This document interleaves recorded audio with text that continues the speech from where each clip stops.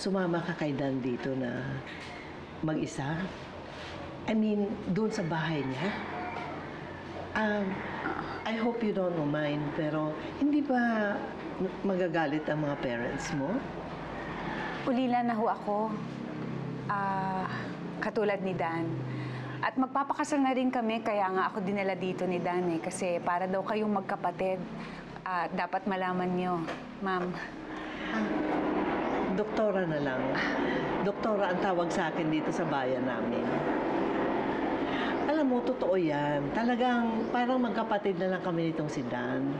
Kasi yung nanay niya, si Yaya Carmela, ang nag-alaga sa akin nung bata pa ako.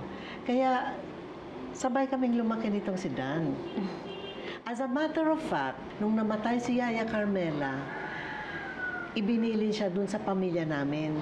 Kaya binigay namin yung rice mill na pinagkakakitaan niya ngayon. Malaki pala ang utang ng loob ni Dan sa inyo.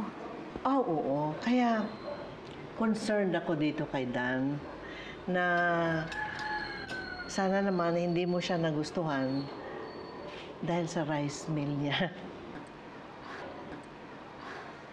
Hindi ho, doktora. Mahal ko po siya. Kahit wala ho siyang rice mill, magpapakasal pa rin ako sa kanya. That's good to hear. Kasi alam mo, mahirap yung nagsasama sa kasalanan.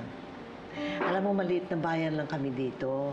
At lahat kami dito, mga relihiyoso. At hindi uso sa amin ang live-in.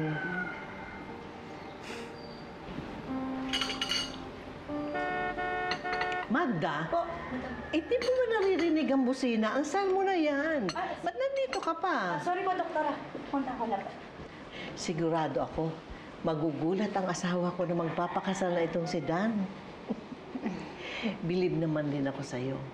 Willing kang magpakasal sa isang deaf mute.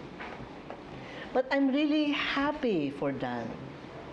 Congratulations to both of you. God bless you both.